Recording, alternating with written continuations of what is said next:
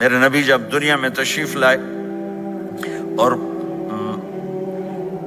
Lady doctor ہی کہہ لو، دائی شفا بنت اسد، انہوں نے آپ کو ماں کے پہلو میں لٹایا تو آپ نے ایک دم ایسے کروٹ بدلی اور سجدے میں چلے گئے،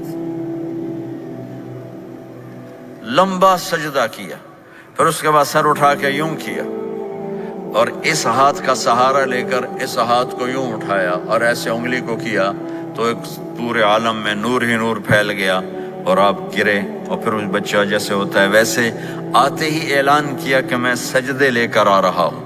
اور جب آپ دنیا سے جا رہے تو آپ نے کہا نماز نماز نماز نماز نماز نہ چھوڑنا۔ تو عبادات میں ایک نماز ایسی ہے جس میں گنجائش نہیں۔ اور اس کے بعد دوسری زندگی میں چند چیزیں ہیں، چند چیزیں، ان سب کا خلاصہ کروں تو 4 چیزیں ہیں، سب کا خلاصہ کروں تو 4 باتیں، وہ بھی حدیث پاک میں ہے۔ میرے نبی نے فرمایا اربع من کن فیہ ما ضرہ ما فاتہ من الدنیا، 4 باتیں لے لیں اس سارے ہال کے حاضرین حاضرات سامعین سامعات، تو میرے نبی فرماتے ہیں اس کو سب کچھ مل گیا، سب کچھ مل گیا۔ 4 باتیں، سب کچھ مل گیا۔ صدق حدیث، حفظ امانت، حسن خلیقت، عفت فی طعمت۔ 4 باتیں، سچ بولے جھوٹ نہ بولے، سچ بولے جھوٹ نہ بولے، دیانتداری سے کام کرے، دھوکہ نہ دے، اخلاق اچھے ہوں، بد اخلاق نہ ہو، رزق حلال ہو، حرام نہ ہو۔ 4 باتیں جو کر لے گا وہ پورا دین اس کے ہاتھ میں آ جائے گا۔ عبادات کے بعد نماز، فرائض، تو ایک سچائی ہو، ایک دیانتداری ہو، ایک اخلاق اچھے ہوں اور ایک رزق حلال ہو، تو ہر چیز آپ کے تابع اللہ تعالیٰ کر دے گا۔ یہ پورے کا پورا دین ہے جو میرے نبی لے کر دنیا میں تشریف لائے۔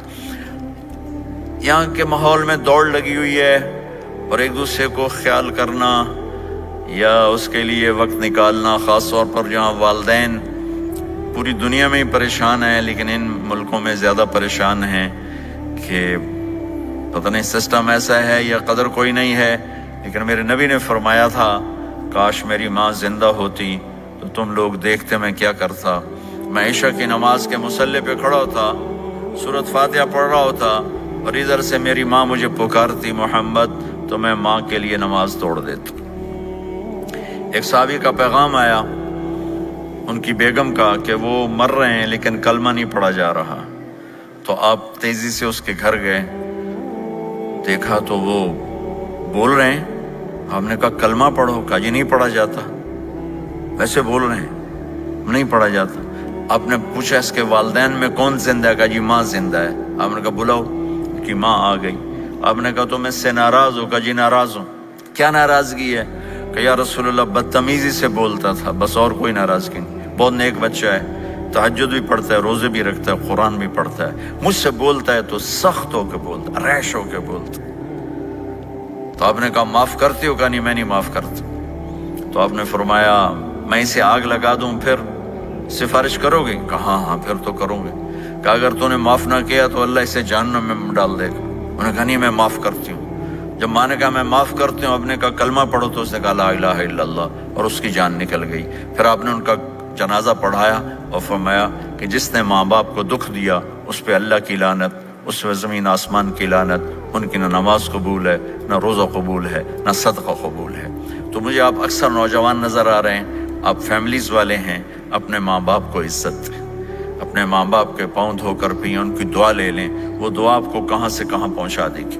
ماں باپ کی دعائیں وہ کام کرتی ہیں جو نہ امریکن ڈالر کرتا ہے، نہ کینیڈین ڈالر کرتا ہے، نہ برٹش پاؤنڈ کرتا ہے، نہ پاکستانی ہندوستانی روپیہ کرتا ہے۔